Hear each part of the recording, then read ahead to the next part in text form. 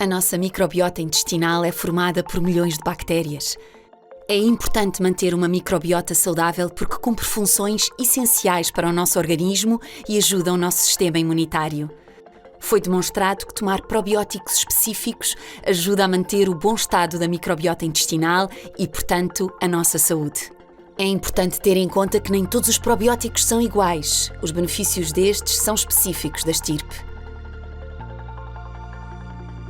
Na Menarini selecionámos o Lactobacillus rhamnosus GG, o probiótico mais investigado e que está amplamente recomendado nas guidelines das sociedades científicas. Tem o maior nível de evidência em dois transtornos gastrointestinais muito frequentes, a diarreia associada a antibióticos e a gastroenterite aguda. Mas não é apenas a estirpe que é importante. As guidelines mundiais de gastroenterologia e as publicações recentes também recomendam as doses em que devem ser administrados os probióticos. Estas recomendações estabelecem que a dose ótima para a LGG seja de pelo menos 10 mil milhões de bactérias e por isso lançámos Caleidon 120, o suplemento alimentar que contém 12 mil milhões de bactérias LGG com uma fórmula de dissolução rápida, apto para crianças e adultos, com uma apresentação de 10 saquetas para transtornos gastrointestinais agudos e para alterações da microbiota a longo prazo. A quem recomendar Caleidon 120? A todas as pessoas que querem manter o equilíbrio da sua flora intestinal e mais especificamente para pessoas com queixas de diarreia associada a antibióticos ou gastroenterite aguda. Caleidon 120 é o seu produto de referência para manter o equilíbrio da flora intestinal de todos os seus utentes. Menarini Portugal. Consumer Healthcare.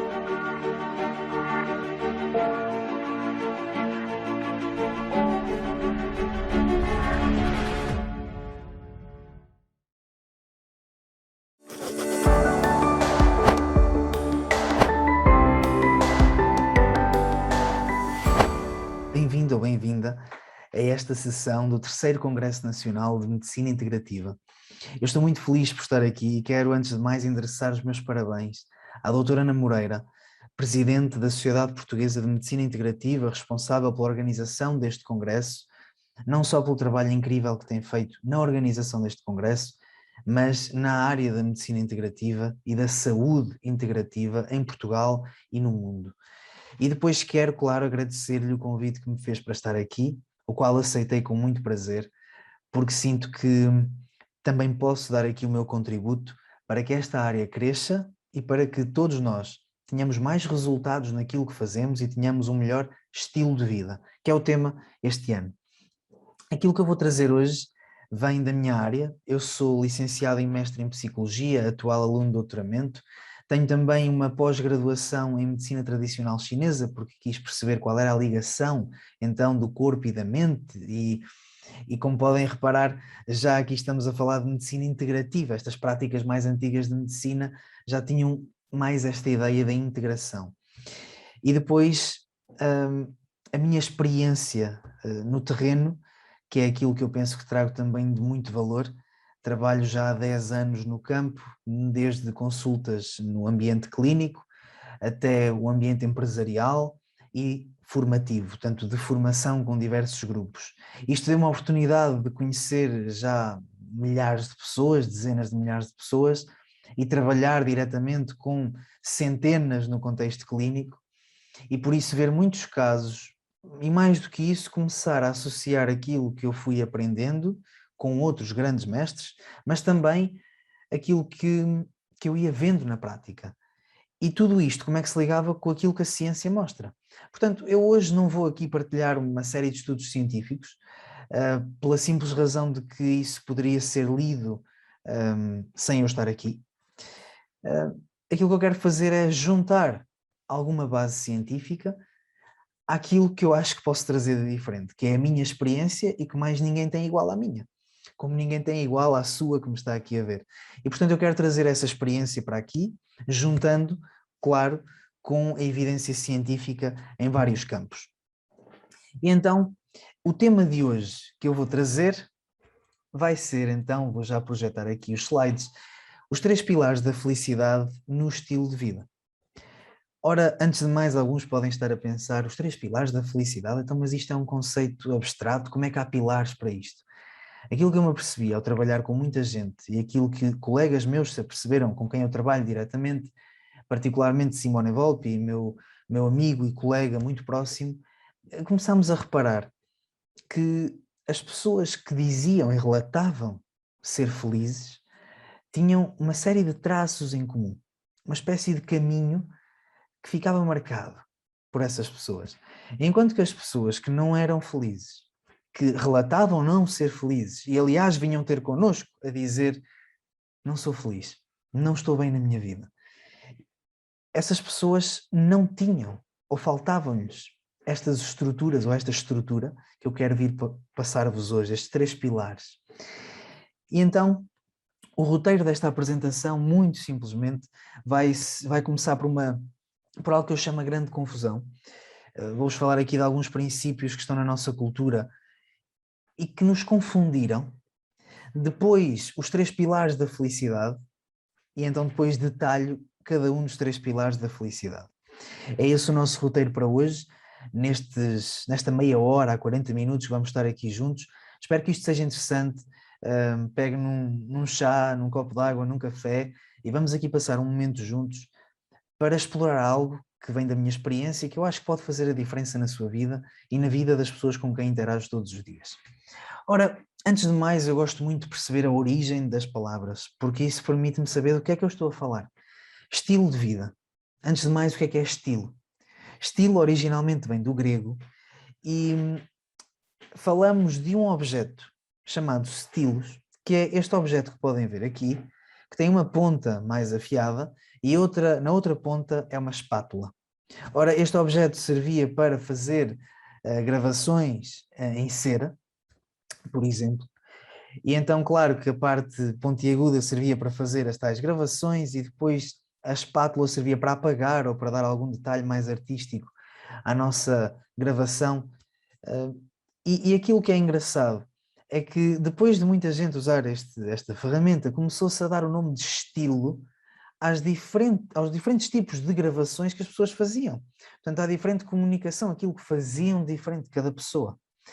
E então o estilo, na sua origem, é isto, é aquilo que construímos. E daí esta animação que pus aqui ao lado. Porque quando falamos de estilo de vida, falamos desta inserção, desculpem, não é inserção, desta gravação que fazemos na vida, este desenhar da vida, que é muito único de cada um de nós e que é constituído por uma série de componentes que fazem então, no total, aquilo que é a nossa vida. Dito isto, nós podíamos achar que todos nós, já que estilo é algo tão pessoal e foi assim que surgiu a palavra, então, se calhar, a nossa vida e as vidas de todos nós também são assim tão diferentes. E é verdade, todos podemos fazer gravações diferentes, podemos construir vidas diferentes. No entanto, aquilo que nós vamos ver em análises estatísticas mundiais, ou por exemplo de todo o país, falando neste caso de Portugal, ou de cada país, se quisermos, vamos ver estatísticas, vamos ver números que parece que mostram digamos assim, uma tendência muito, muito particular e que nos mostra que não somos assim tão diferentes. Que temos muita coisa que estamos a construir de forma igual, porque o resultado mostra isso.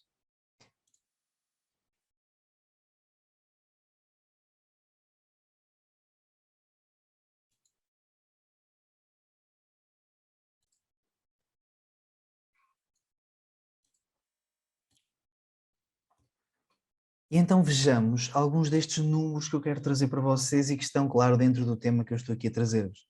Notem que a saúde mental, que já sabemos, principalmente neste contexto de medicina integrativa, que está muito correlacionada com problemas de saúde biomédica, nós podemos ver que, por exemplo, em países desenvolvidos, 23%, estamos quase a falar de 1/4 da população mundial, sofrem de doenças do foro mental.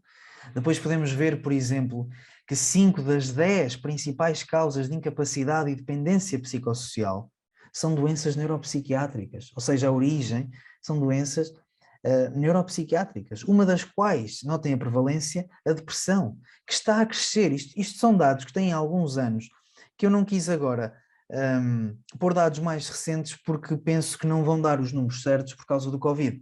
Ainda é uma análise muito precoce. Então eu quis ir buscar números um bocadinho mais atrás, sabendo que com esta situação toda que estivemos a viver e que ainda estamos a viver, estes números vão crescer imenso. Depois falamos de mais de 1/5 dos portugueses, agora vindo para o contexto de Portugal, sofre de uma perturbação psiquiátrica. Notem. Isto é para vos dar uma ideia de que, embora todos possamos construir a nossa vida, ter o nosso estilo de vida, há muita coisa semelhante. Há muita coisa que vai dar a estes resultados. E então, eu quero vos falar um bocadinho daquilo que eu acho que são as causas disto. Claro que é muito difícil pôr a mão em cima da causa certa, mas há vários, isto é multifatorial. Um dos fatores que está responsável por isto e que temos alguns estudos que mostram isso, tem a ver com a motivação. O que é que eu quero dizer com isto? Há 2 tipos de motivação. Pelo menos aqueles que se identificaram, principalmente são estas 2 famílias. Motivação intrínseca, motivação extrínseca. A motivação extrínseca é quando eu faço algo por aquilo que eu posso receber de fazer esse algo. Por exemplo, eu vou passear ao parque porque assim não tenho que ouvir os meus pais a dizerem para não estar sempre em casa. Então eu vou fazer isso para ter esta recompensa, ou para não ter esta punição, se quisermos. Se eu, por exemplo, vou tocar guitarra para quê? Para ganhar dinheiro, para que as pessoas, quando eu tocar, digam que gostam de mim, por exemplo. Okay? Estou aqui a dar alguns exemplos, logicamente criados para aqui, para este contexto. E então, isto é uma motivação extrínseca. Motivação intrínseca é quando eu faço as coisas por aquilo que essas coisas me fazem sentir, por aquilo que elas me trazem diretamente na minha experiência interna. Ou seja, eu vou dar um passeio ao parque porque eu adoro passear no parque. Eu vou tocar guitarra porque quando eu ponho as mãos na guitarra e começo a dedilhar as cordas, eu esqueço-me do mundo por uns momentos. E então aquilo que nós temos são aqui 2 famílias de motivação completamente diferentes. O nosso mundo, a nossa cultura evoluiu muito na direção desta motivação extrínseca. Eu vou-vos dar alguns exemplos que estão cada vez mais graves, digamos assim, porque estamos aqui a falar do contexto de saúde. Por exemplo, quando falamos de redes sociais, esta recompensa imediata de receber o like quando eu ponho a foto, de ir à procura desta aprovação constante online. Ora, aqui temos um exemplo de motivação extrínseca. Eu ponho a foto, não é porque eu adoro tirar fotos. Se calhar estou-me a rir na foto e depois já estou, mal acabo de tirar a foto, poxa, já estava farto. Ok. Portanto, aquilo que eu estou a fazer é tirar uma foto para o resultado que isso me vai dar, para os likes, por exemplo. E notem que quando chegarmos ao fim da nossa vida, ninguém vai estar a pensar, assim, no leito da morte, tive 32 likes naquela publicação. Ou tive 230, ou aquilo que for. Portanto, esta motivação é extrínseca, este é apenas um exemplo, mas outro exemplo muito claro podia ser o dinheiro. Muitos de nós trabalham para ter dinheiro. E claro, na sociedade em que vivemos ocidental, não temos a escolha de ir sentar-nos para baixo de uma árvore e meditar, se calhar. Porquê? Bem, daqui a nada vem-nos confiscar a casa, a penhorar a casa e os bens todos que teríamos e não conseguimos. Ok? Portanto, logicamente que isso não é uma solução.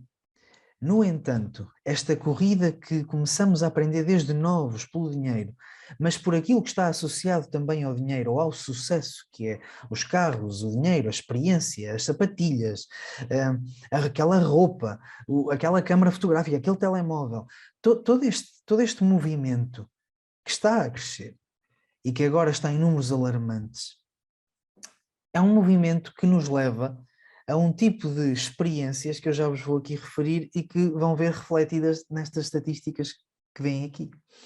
Porque a motivação é extrínseca, isto aqui foi descoberto, ou pelo menos documentado por um professor chamado Kasser, e aquilo que ele viu era que as pessoas, quando se movem principalmente por motivação extrínseca, que é a maior parte da sociedade neste momento, em que o estilo de vida que tem é para ir buscar uma motivação extrínseca, são pessoas com níveis muito mais elevados de depressão e ansiedade.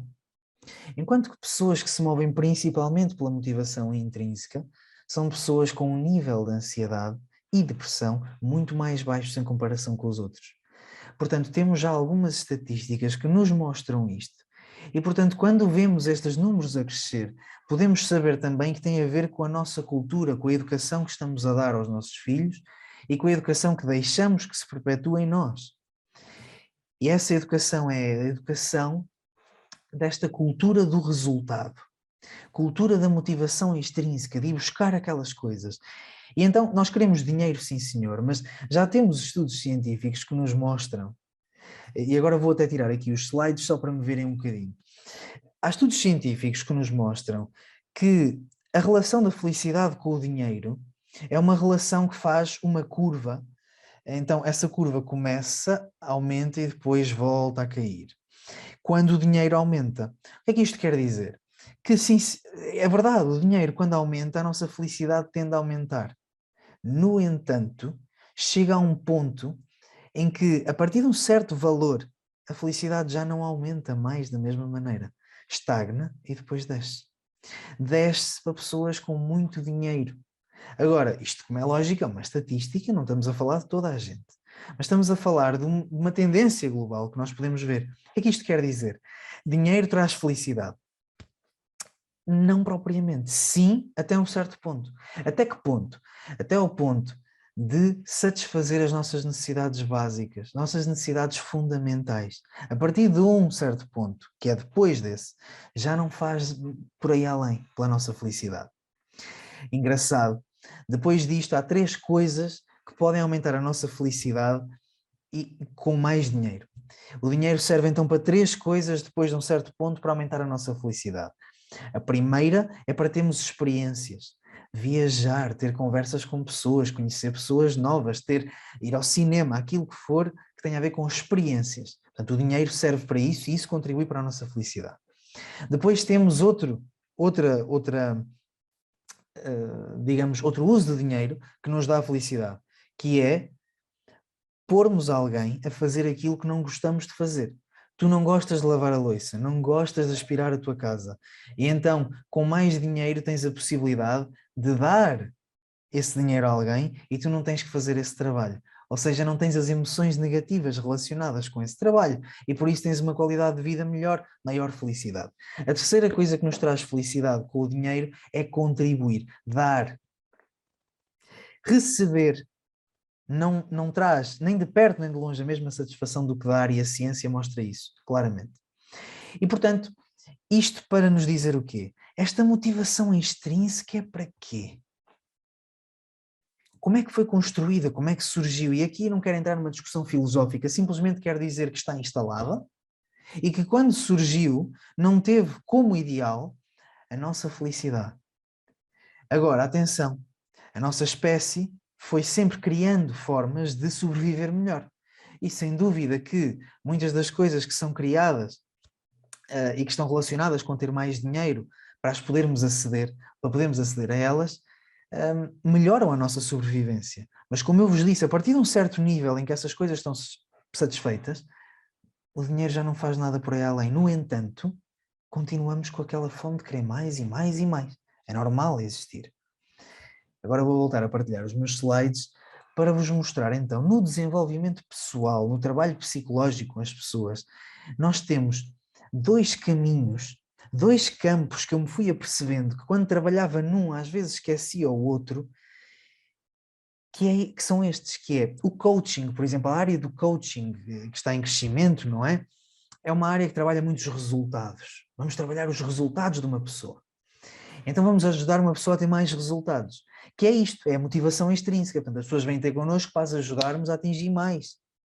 No entanto, eu comecei a aprender, por causa de alguns casos que eu assisti, que das pessoas que mais tinham atingido, com mais dinheiro, com a casa dos sonhos, a mulher ou o marido perfeito, os filhos, as férias de sonho, tudo aquilo que possam imaginar. Foi entre essas pessoas que eu conheci as pessoas mais infelizes que eu já alguma vez conheci. E provavelmente você, peço desculpa aqui, já sentiu exatamente o mesmo.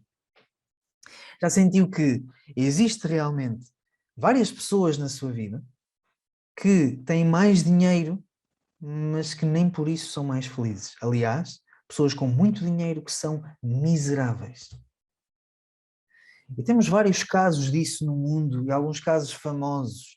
Por exemplo, se falarmos de Robin Williams, tão querido por toda a gente, um ator, se quiserem ponham na net, não é Robbie Williams, não é o cantor, é um ator cómico que se suicidou e que fazia o mundo inteiro rir, mas que não se fazia rir a si próprio, pelo menos a partir de um certo momento da sua vida.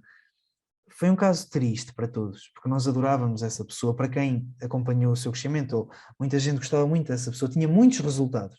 Resultados estavam lá, mas faltava o outro lado do desenvolvimento pessoal. O lado que nos faz a seguinte pergunta: queres atingir esses resultados? Porquê? Ter mais dinheiro, porquê? Ou para quê? Para quê? É o lado que nos faz a pergunta: sim, senhor, queres trepar a escada do sucesso? Mas e se chegares lá acima e descobrires que encostaste a escada contra a parede errada? É o lado que nos diz que nós podemos sim andar na roda dos ratos, na corrida dos ratos, como se costuma chamar, the rat race em inglês, e podemos até ganhar essa corrida. Mas mesmo que ganhemos essa corrida, a corrida dos resultados, continuamos a ser ratos. E então é o lado que nos põe essas questões e que nos diz aquilo que tu queres atingir. Que é a primeira pergunta que eu faço agora às pessoas quando vêm ter comigo para alcançar mais resultados. Porquê é que queres atingir isso? Qual é a razão? Porquê? Porque pode-nos acontecer estar a atingir os resultados todos, como acontece a muita gente, e chegar ao fim desse resultado, ter 5 minutos de satisfação e chegar ao fim e dizer, pronto, e agora? E agora? Isto é muito, muito comum. Chegar a ter todos os resultados, mas não ser feliz. E isto é o pior fracasso, ou o maior fracasso que alguém pode ter. É ter os resultados todos e ser miserável. Porque é sentir-nos sozinhos, mesmo estando acompanhados por pessoas. E é aqui que eu quero incidir hoje. Porque isto é um problema que existe à nossa volta, que existe até connosco. Andamos a saltar de objetivo em objetivo e queixamos-nos que não temos motivação para ter um estilo de vida mais saudável, para estar melhor na vida. Porque, sem nos apercebermos, estamos atrás de coisas que realmente não queremos. Estamos atrás de coisas que contribuem para uma motivação extrínseca, mas tudo o que a psicologia nos mostra também é que a motivação intrínseca é a que se mantém a mais longo prazo, a extrínseca acaba por cair um pouco. Ou pelo menos tem um impacto completamente diferente em nós. E então, quando sentimos falta de motivação, andamos a saltar de objetivo em objetivo, em objetivo, em objetivo, para chegar ao fim da vida e dizer, não era esta a vida que eu queria ter vivido. Escalei uma montanha difícil, mas não era esta montanha que eu queria ter escalado. E então, falamos de outra dimensão, que é a dimensão que faz estas perguntas todas e é a dimensão do bem-estar, da felicidade. Sim, senhor, tu podes ter isso tudo, mas és feliz. Ou não? Porque eu já conheci pessoas que não tinham nada de resultados, ou muito poucos, e eram felizes. Como já falámos há bocadinho, conheci exatamente o contrário. E, portanto, aquilo que faz ou que nos leva a ser mais felizes é um estilo de vida, é algo que construímos que vai para lá dos resultados. Os resultados trazem-nos aquilo que chamamos de satisfação. Mas tendemos a confundir satisfação com felicidade. E eu quero aqui já quebrar esse conceito. E é essa então a grande confusão de que eu falava. Felicidade não é satisfação. Satisfação contribui para a felicidade, mas não são a mesma coisa.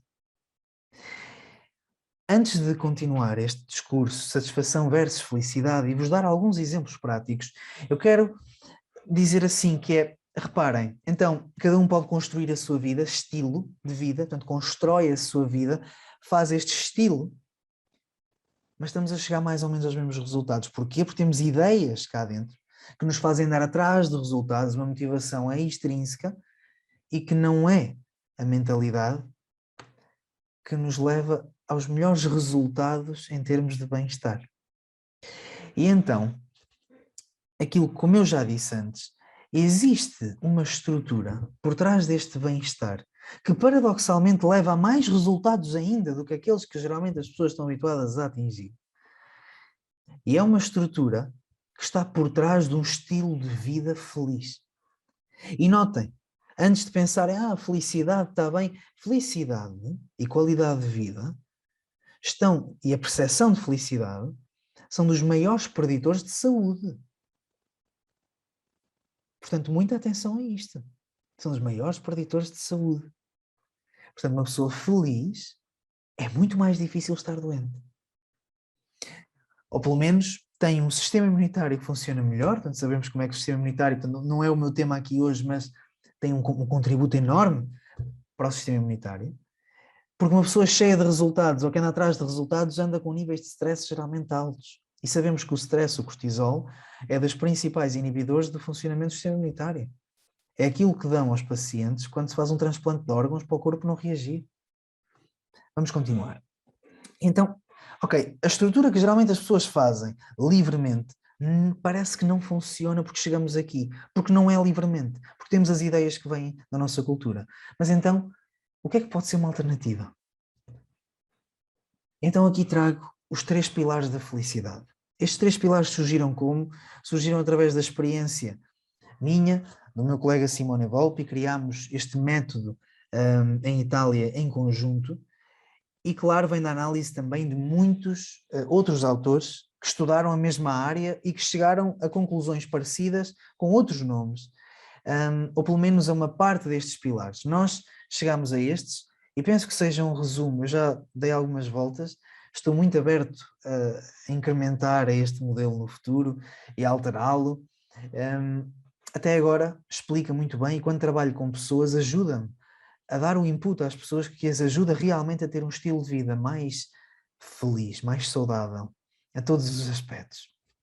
E então, os 3 pilares da felicidade foi então aquela estrutura que nós reparamos, que as pessoas que às vezes não tinham muito, mas eram felizes, tinham esta estrutura lá por trás, e as pessoas que tinham imenso, mas, ao contrário, as pessoas que não tinham muito, mas que eram felizes, tinham esta estrutura, e as pessoas que tinham imenso, mas não eram felizes, faltavam-lhe alguns aspectos desta estrutura. Vínhamos sempre bater aqui.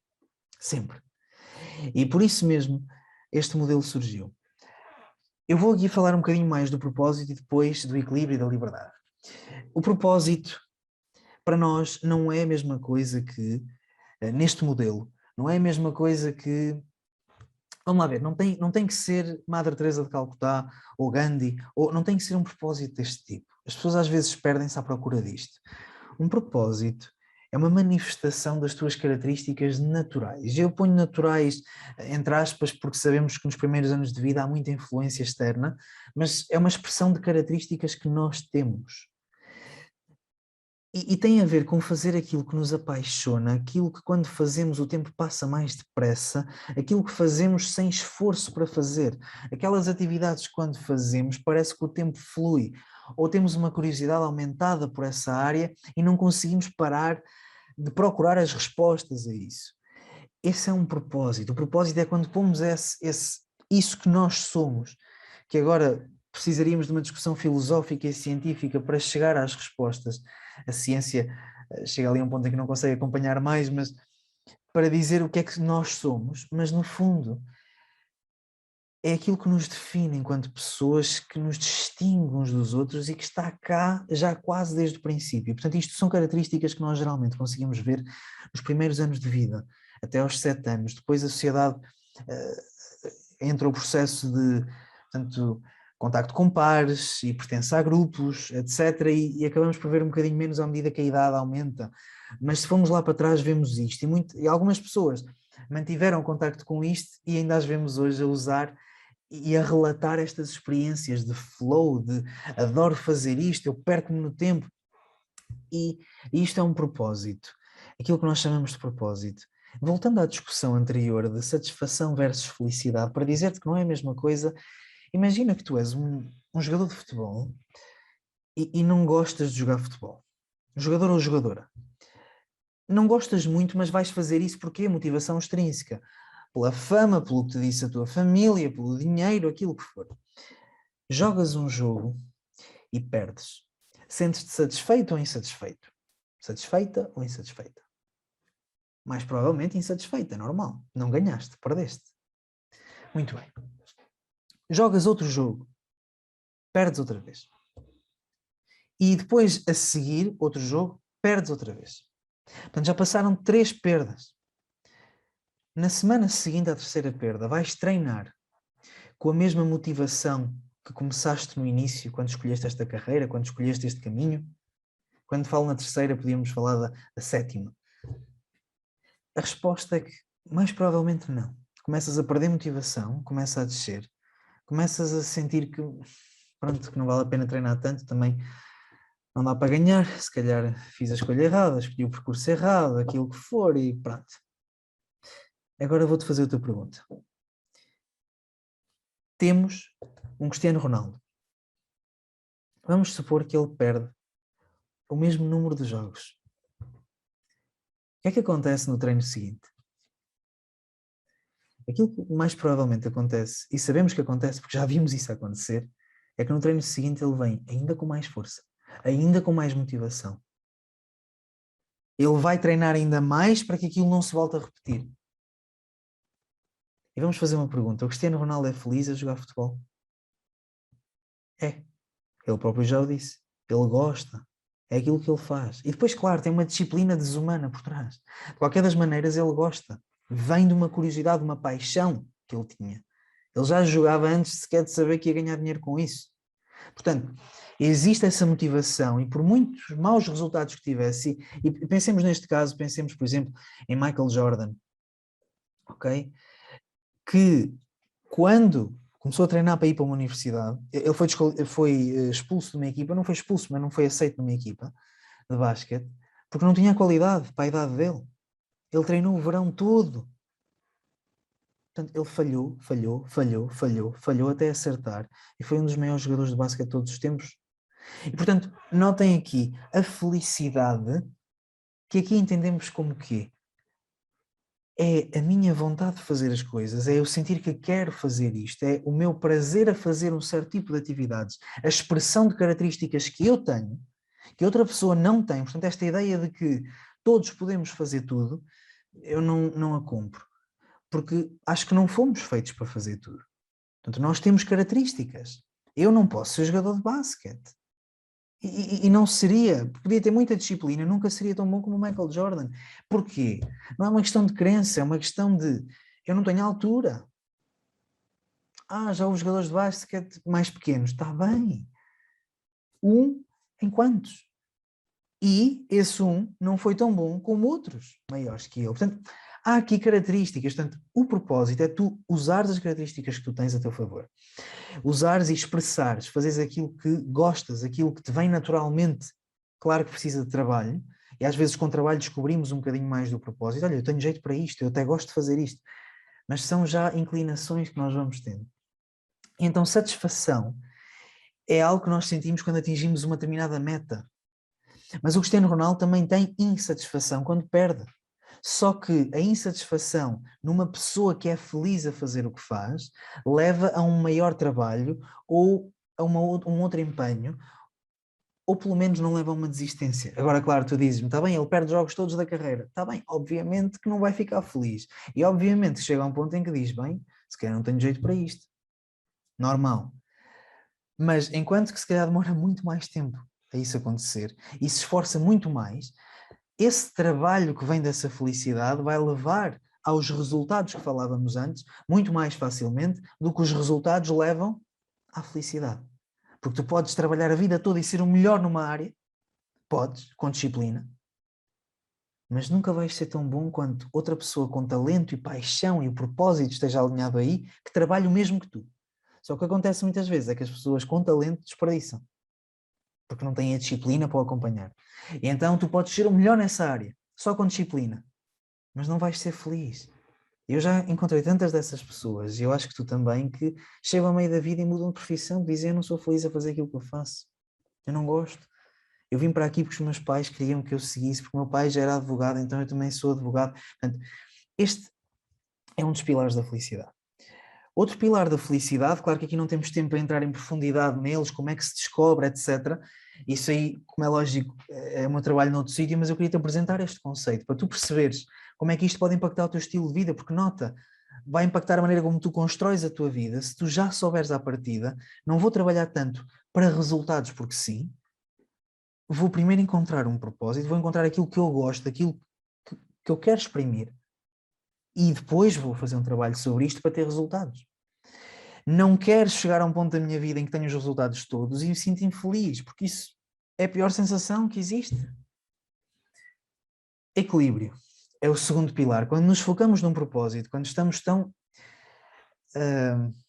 dentro deste percurso, deste viver aquilo que nós somos, pode acontecer perder equilíbrio. O que é que isto quer dizer?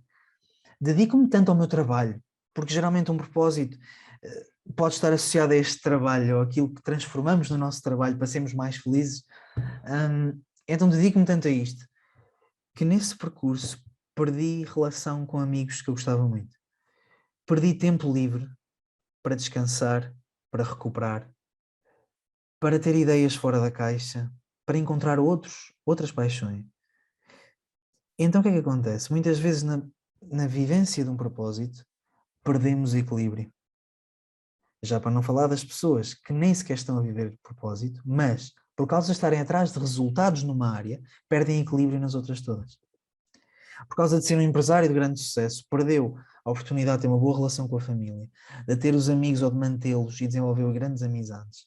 Perdeu a oportunidade de ir naquelas viagens que até gostaria de ir. E atenção, claro que podemos abdicar de coisas para ter outras, faz parte. No entanto, equilíbrio é um conceito meu. O que é que isto quer dizer? Que eu tenho que perceber se a minha satisfação com as áreas da vida está equilibrada. No fundo, eu estou a dedicar muito ao trabalho e será que eu estou a deixar morrer, entre aspas? Será que eu estou a deixar cair o resto todo? E quando chego lá à frente digo, olho à minha volta e digo, consegui! E não tenho ninguém para comemorar comigo? Se isso não for algo que me deixa satisfeito, se isso for algo que eu não quero que aconteça, então eu tenho que começar a olhar para isto antes que aconteça. Nós vivemos muito neste princípio do telefone, que é nas centrais telefónicas antigas, o telefone que tocava mais alto era aquele que se atendia primeiro. E nós vivemos um bocadinho assim nas várias áreas da nossa vida. E aqui falo de relações amorosas, família, amigos, saúde, tempos livres, dinheiro, trabalho, portanto, espiritualidade, tudo aquilo que possa incluir a tua vida. Ao estarmos focados num, vamos supor que temos um problema num, portanto toca o telefone mais alto, atendemos, depois apagamos, mas depois já está a tocar o outro mais alto e andamos constantemente a apagar fogos em vez de construir uma vida equilibrada. E há pessoas que não sabem qual é o seu propósito, ainda não descobriram, ou pelo menos ainda não se dedicaram a isso inteiramente, ou então já descobriram, mas não há maneira de o pôr em prática no dia a dia de forma sustentável, portanto têm que fazer outras coisas, e então dedicam-se ao equilíbrio, a construir uma vida equilibrada em que eu tenha um bocadinho de tudo, uma boa gestão emocional e tenha uma vida preenchida nos vários campos, e essa é uma grande medida de felicidade. Equilíbrio é este balanço, digamos assim, esta interação dinâmica satisfatória para nós, porque aquilo que é satisfatório para mim numa relação amorosa pode não ser satisfatório para ti, para você. E então, ok, cada um vai encontrar o seu equilíbrio, mas o equilíbrio é o quê? É eu estar satisfeito com as várias áreas da minha vida e não só com uma ou com duas. Ou ter todas bem e uma que está muito mal. Anthony Robbins, um coach muito famoso, se não o coach mais famoso do mundo, diz: trabalha para encontrar equilíbrio e não perfeição. É um bocadinho a mensagem do equilíbrio. E por fim, quero falar da liberdade. Ora, aquilo que geralmente acontece, que é o terceiro pilar da felicidade, liberdade. O que é isto de liberdade neste método, nesta abordagem? E que é importante para o nosso estilo de vida, porque limita ou define, é uma melhor palavra, define as nossas ações. Aquilo que fazemos e aquilo que construímos na nossa vida. Portanto, o estilo de vida que levamos. Ora bem, notem, aquilo que geralmente acontece à maior parte das pessoas nesta componente é existe um acontecimento, portanto o número 1, e temos uma reação. Acontecimento, reação. É um para-ação-reação da física. Portanto, acontece qualquer coisa, eu reajo. O que é que acontece? É que as minhas reações foram programadas em mim, na minha infância, pelas pessoas à minha volta, e isto deixa muito ao acaso aquilo que vai ser a minha vida. Aliás, não é bem o acaso. Dá uma direção muito precisa à minha vida. A maneira como eu aprendi a reagir às coisas vai-me trazer a vida que eu vou construir. Portanto, com quem é que eu aprendi? Aprendi com os meus pais, aprendi com os meus tios, aprendi... Ok. Então a minha vida vai ser muito parecida com a destas pessoas. Não vai mudar muito. E notem que é isto que nós assistimos na nossa sociedade. A uma larga escala. Porque as respostas que as pessoas dão não são bem respostas, como eu já vou definir. São reações. Aquilo acontece, eu reajo. Aquilo acontece, eu reajo. Aquilo acontece, eu reajo. E, portanto, uma das chaves estruturais e essenciais para ter em mim, para ter um estilo de vida melhor, para além do propósito, para além do equilíbrio, é a liberdade. O que é a liberdade? A liberdade é o espaço que existe entre, o espaço que eu construo, aliás, entre aquilo que acontece e a minha resposta. E notem a diferença, já não é uma reação que estou a falar de uma resposta. E o desenvolvimento pessoal, eu resumo muito neste gráfico que vocês têm aqui à frente. Acontecimento é o que acontece, como no caso anterior. Mas agora a reação já não é a reação na prática. É a reação automática do meu corpo. Que a maior parte das pessoas confunde com a resposta. Ou seja, alguém me fala mal e eu respondo logo a partir da emoção de raiva que senti. E isto é o normal. A partir de agora, ou com este modelo e a liberdade que tem que ser inserida ou que pode ser inserida no estilo de vida das pessoas, ou uma capacidade para as pessoas desenvolverem para poderem ter um melhor estilo de vida e uma melhor saúde, é esta. É que quando as coisas acontecem fora de mim, vai haver uma reação. As emoções são automáticas, são respostas automáticas, evolutivas. Se não existissem, e se nós as pudéssemos controlar, como às vezes se ouve dizer por aí, estávamos mortos hoje. As pessoas que aqui estão não estariam aqui. Portanto, as emoções não são para controlar, as emoções surgem, são reações automáticas, involuntárias. Excelente. Agora, só porque elas acontecem, não quer dizer que a minha resposta tenha que vir daí. Então, o espaço que falamos é então o passo número 3, que é um passo essencial, que é ok, espaço entre a reação que surge no meu corpo, àquilo que aconteceu fora de mim, que me dá tempo e que depois me permite desenvolver, aprender novas respostas para dar a isso. Portanto, os famosos sistemas de coping. Como é que eu lido com o stress? Como é que eu lido com a perda? Como é que eu lido com aquilo que vai acontecer na minha vida, quer eu queira, quer não, que são acontecimentos, acontece fora de mim? A maior parte das pessoas lida por reação. A liberdade é trabalharmos para construirmos este espaço para que não seja uma reação só automática, para que não seja a partir daí que eu vivo a minha vida, mas sim, cada vez mais eu consiga criar este espaço entre aquilo que é automático num corpo e aquilo que eu posso decidir fazer depois, como é que eu posso gerir até essas emoções, gerir, não controlar, e até criar outros estados emotivos para ter uma resposta diferente. Portanto, este é um método, é um modelo que eu vos queria partilhar neste congresso, nesta minha sessão, que é os 3 pilares da felicidade no estilo de vida. Qualquer que seja um estilo de vida. E podemos identificar montes de práticas saudáveis, podemos identificar uma série de rotinas para ter um estilo de vida que é melhor. No entanto, eu quero partir um passo atrás. Quero que as pessoas construam uma vida com base numa consciência de felicidade que é construída por estes 3 pilares, porque a felicidade leva ao sucesso, aos resultados, muito mais do que os resultados podem alguma vez levar à felicidade e ao sucesso, como falámos antes. E por isso, como mensagem final, eu deixo este apelo. Número 1, quando lidarem com pessoas, mas em primeiro lugar com vocês, como é que estás em termos destes 3 pilares? Porque se não estás feliz ou satisfeito, digamos assim, com a tua vida, provavelmente um destes pilares está a faltar. Provavelmente. E a segundo apelo é: vejam à vossa volta. O que é que será que esta pessoa está a precisar para poder ter um estilo de vida melhor? E por isso uma saúde melhor, claro. E o terceiro apelo, que não é bem um apelo, é mais uma mensagem. É dizer isto, que é: mais vale estar aos pés de uma montanha que eu escolhi escalar do que no topo de outra que os outros escolheram por mim. E isto resume um bocadinho aquilo que um estilo de vida poderia almejar a fazer.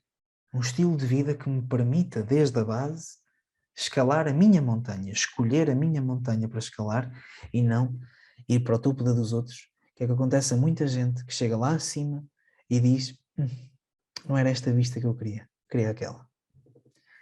E portanto, quero agradecer-vos, tenho aqui algumas referências daquilo que eu estive a falar, que vão acompanhando desde a parte de estatísticas de saúde mental até o dinheiro para a felicidade, a motivação intrínseca e extrínseca, e depois, claro, há aqui coisas que foram criadas por mim, por colegas meus, portanto, não estão aqui, algumas não foram publicadas.